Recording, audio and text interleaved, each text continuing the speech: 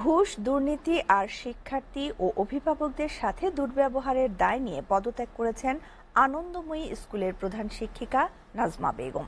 প্রতিষ্ঠানটির শিক্ষার্থী ও অভিভাবকদের অভিযোগ, দীর্ঘদিন ধরে অনিয়ম চালাচ্ছিলেন তিনি।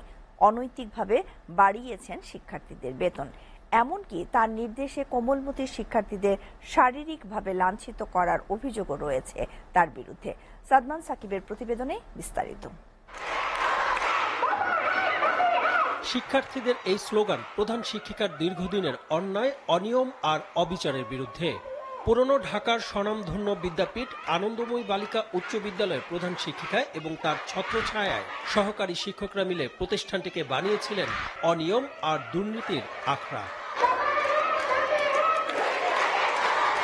প্রধান শিক্ষিকা সহ অন্যান্য শিক্ষকদের বিরুদ্ধে অভিযোগের শেষ নেই শিক্ষার্থীদের। প্রধান শিক্ষিকার প্রশ্রয়ে অন্যান্য শিক্ষকরাও তাদেরকে মারধর ও গালিগালাজ করত। অন্যায়ের বিরুদ্ধে প্রতিবাদ করতে গেলেই দেখানো হতো নানা ভয়ভীতি। একজন সহকারী শিক্ষক হয়ে আমাদের খারাপ নজরে দেখে, আমাদের গায়ে হাতও দিয়েছে। মেল টিচার, ফিমেলও না।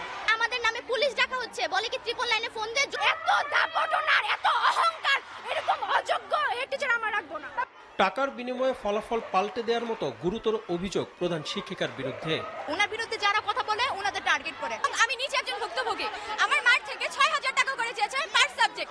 আমাদের ফ্রিতে আমরা এনজিও থেকে যা পাই তা দেয় না, লাইব্রেরির কোনো সুবিধা দেয় না।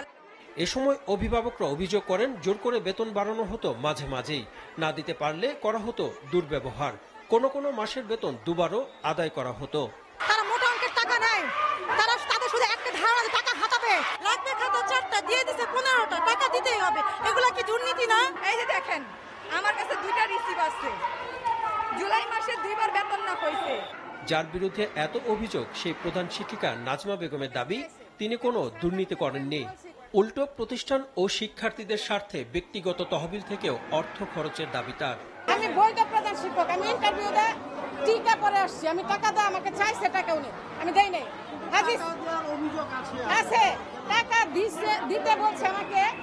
আমি হাজি সেলিমের কাছে গেছি, হাজি সেলিমে আমার মাথার হাত দিয়ে বলছে কে বসো, মান্নান ভাই আমার বসে স্বাক্ষর করেন।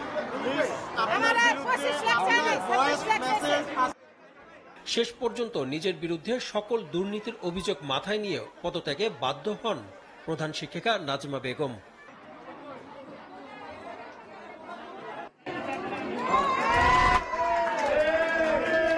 শিক্ষার্থী ও অভিভাবকদের দাবি, প্রিয় শিক্ষা প্রতিষ্ঠানটিতে আর যেন কোনো দুর্নীতিবাজ শিক্ষক শিক্ষিকা নিয়োগ না হয়। সাদমান সাকিব, এসএটিভি, ঢাকা।